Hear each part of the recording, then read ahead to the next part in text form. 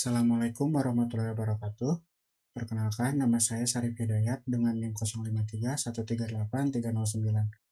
Pada kesempatan ini, saya akan menjelaskan tugas praktik 2 mata kuliah pemrograman berbasis web, yaitu membangun aplikasi dengan Vue.js yang terdiri dari 3 halaman. Yang pertama, dashboard, stok bahan ajar, dan tracking DO.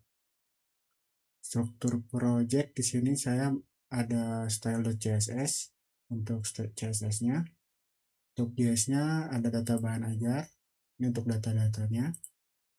Lalu ada index.app, ini untuk di halaman index atau halaman dashboard.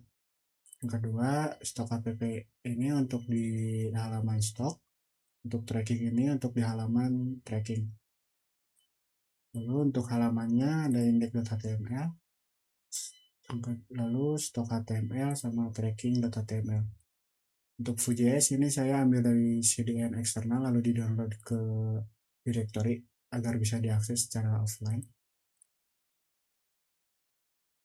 Oke, yang pertama di index.html ini untuk halaman dashboardnya. Halaman dashboard terdiri dari informasi ringkasan. Yang pertama ada total item, stok aman, stok menipis, stok kosong. Nilai-nilai ini dihitung menggunakan computed property pada index.app.js ini. Ini menggunakan computed property.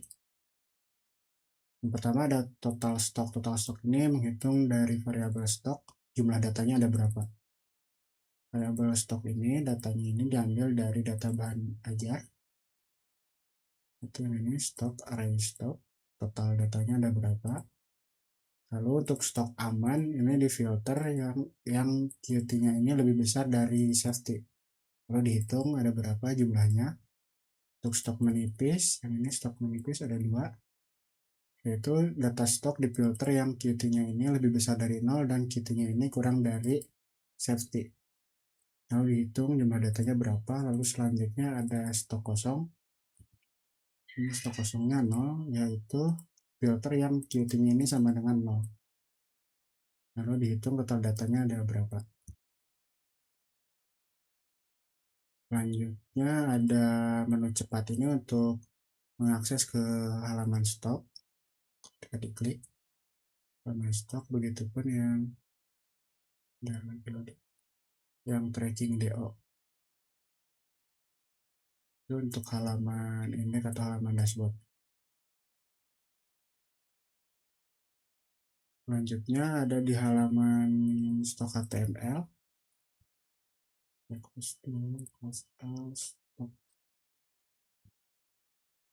Ini stok HTML halaman kedua. Ini data manajemen stok bahan ajar. Pada daftar stok bahan ajar ini saya menggunakan stack atau kurung kurawal 2 untuk menampilkan data-data seperti item, kode, judul, kategori, PJJ, lokasi rak, sama harga, duty, lalu safety. Nah, untuk satu Qt ini saya menggunakan data binding class, yaitu apabila Qt-nya lebih besar dari safety dan Qt-nya lebih besar dari 0, maka akan ditambah kelas yang beige green. Lalu apabila Qt-nya kurang dari safety dan Qt-nya ini lebih besar dari 0, maka akan ditambah beige orange.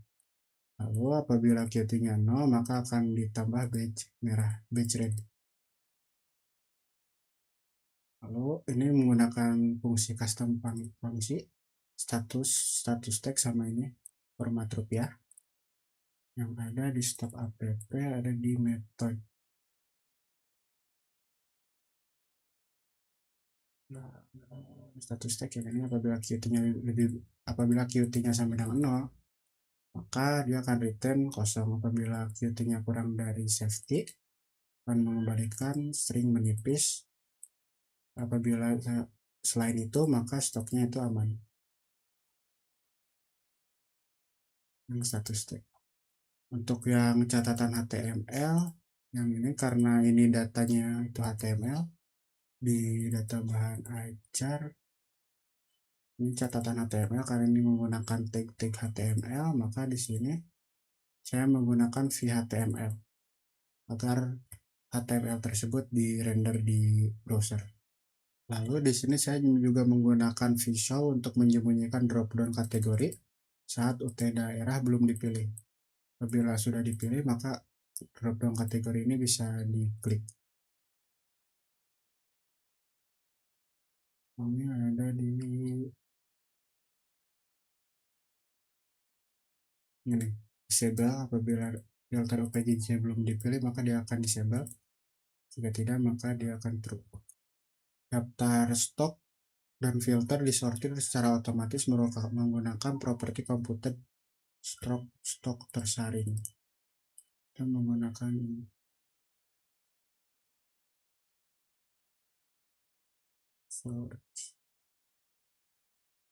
stok tersaring yang ini. Yang pertama ada filter, data di filter OPJJ-nya. Apabila ada filter OPJJ, OPBJJ, lalu apabila ada filter kategori, maka data akan difilter berdasarkan kategorinya. Lalu itu selanjutnya.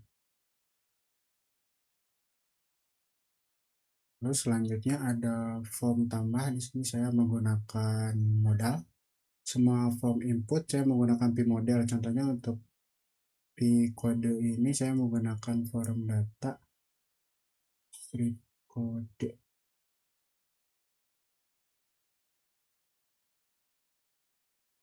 Menggunakan p-model ini form baru kode.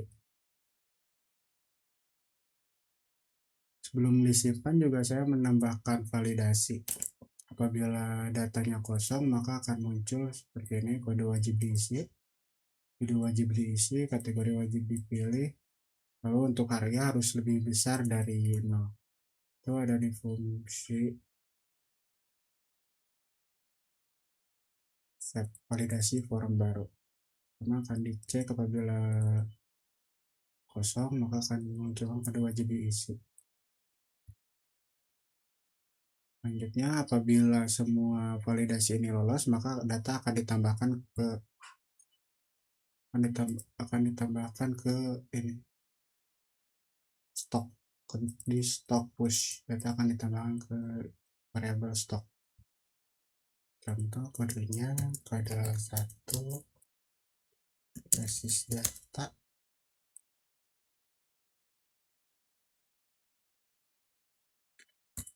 harganya 60.000, QT-nya 10, safety-nya 10.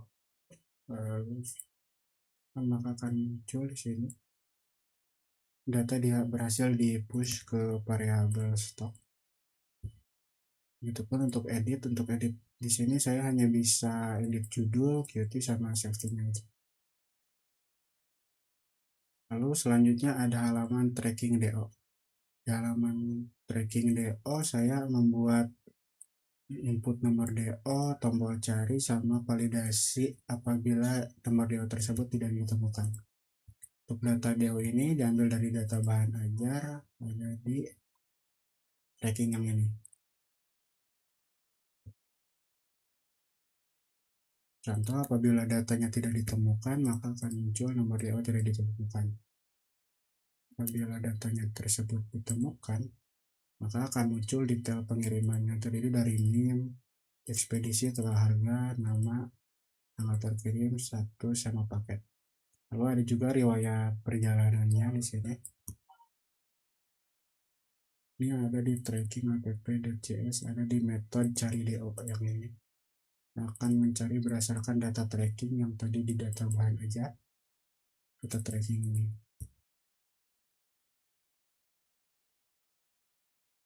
Sekian dari saya. Wassalamualaikum warahmatullahi wabarakatuh.